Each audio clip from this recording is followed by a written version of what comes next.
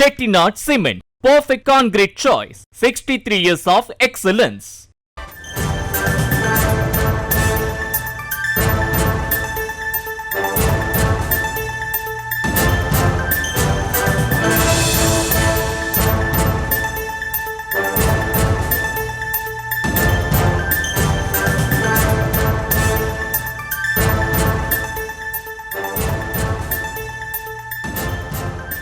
எடப்பாடி பழனிசாமியின் புலம்பலை மக்கள் நிராகரிப்பார்கள் என்று RS பாரதி தெரிவித்திருக்கிறார்.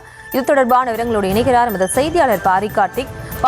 வணக்கம். மேலும் வணக்கம். எடப்பாடி பழனிசாமியின் புலம்பலை தமிழ்நாடு மக்கள் நிராகரிப்பார்கள் என்றும் 2026 தேர்தலில் படுதோல்வி பரிசாக தருவார்கள் என்றும் திமுகவினுடைய அமைப்பு செயலர் RS பாரதி அறிக்கை வெளியிட்டிருக்கிறார். மேலும் இன்றைய தினம் அதிமுகவுடைய பொதுக்குழுவில் பல்வேறு தீர்மானங்கள் முன்மொழியப்பட்டன. அந்த தீர்மானங்கள் குறித்து RS பாரதி தனது அறிக்கையில் நெல் கொள்முதல் சார்பாக ஈரப்பத்தின் அளவை உயர்த்துங்கள் என்று அதிமுக பொதுக்குழுவில் ஒன்றிய அரசுக்கு நேரடியாக ஒரு கோரிக்கை வைப்பதற்கு கூட முடியாமல் எடப்பாடி பழனிசாமிக்கு அந்த அளவுக்கு தைரியம் என்றும் தெரிவித்திருக்கிறார். மேலும் 10 தோல்விகளை சந்தித்த பழனிசாமி 2026 தேர்தலும் படுதோல்வி அவர் சந்திப்பார் என்றும் தெரிவித்திருக்கிறார். மேலும் கூட்டணியில் அதிமுக தான் தலைமையாக செயல்படும் என்றும் அனைத்து கட்சிகளுடைய கூட்டணி குறித்து முடிவெடுக்க எடப்பாடி பழனிசாமிக்கு முழு அதிகாரம் என தீர்மானம் பாராட்டப்பட்டதற்கு எடப்பாடி பழனிசாமி அதிமுகவினர் மத்தியில் நான் போல காட்டுவதை தவிர வேறு எதற்கும் அவர் பயன்பட மாட்டார் எனவும் அவர் தெரிவித்திருக்கிறார்.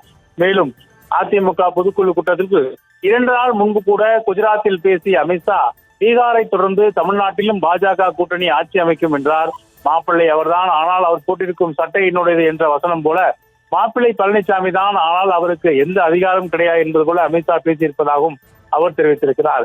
மெகா கூட்டணி அமைப்பதாக கூறிய எடப்பாடி பழனிசாமி இனி எந்த கட்சியும் நம்பி வராத காரணமாக 11 தோல்விகளை அவர் கண்டிருப்பதாகவும் அவர் தெரிவித்திருக்கிறார். அதிமுக நீக்கப்பட்டவர்கள் டெல்லி சென்று அமித்ஷாவை சேர்த்து விட்டு வருகிறார் என்றும் தெரிவித்திருக்கும் அவர் நெல் கொள்முதல் ஈரப்பத அளவை 17 விழுக்காட்டிலிருந்து 22 விழுக்காடாக அதிகரிக்க வேண்டும் என்று தமிழ்நாட்டின் கோரிக்கையை ஒன்றிய பாஜக அரசு நிராகரித்த நிலையில் ஒன்றிய அரசை கண்டிக்க ஏன் அவருக்கு மனமில்லை என்றும் தெரிவித்திருக்கிறார். மேலும் தொடர்ச்சியாக நெல் கொள்முதல் ஈரப்பத அளவை உயர்த்துங்கள் என்று அதிமுக பொதுக்குழுவில் ஒரு தீர்மானமாக போடப்பட்டிருக்கிறதா, இது குறித்து ஒன்றிய அரசுக்கு நேரடியாக ஒரு கோரிக்கை வைப்பதற்கு கூட ஏன் முடியவில்லை என்றும் கேட்டிருக்கிறார். மேலும் இது தொடர்பாக கோவை, மதுரை நகரங்களில் மெட்ரோ ரயில் திட்டங்களை ரத்து செய்த மத்திய அரசனுடைய என கூறி, அதாவது மத்திய அரசு நிராகரிப்பதாக கூறிய RS பாரதி, எனவே அதிமுக பொதுக்குழு தீர்மானத்திலும் இதை நியாயப்படுத்தி கோவை, மதுரை மக்களுக்கு பெரும் துரோகத்தை செய்திருக்கிறார் தெரிவித்திருக்கிறார்.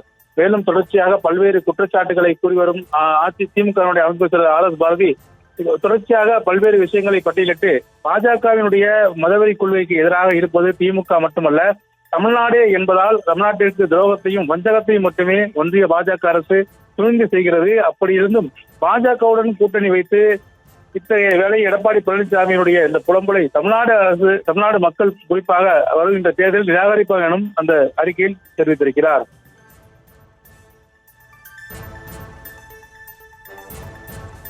விவரங்களுக்கு நன்றி பாரிகார்த்திக்.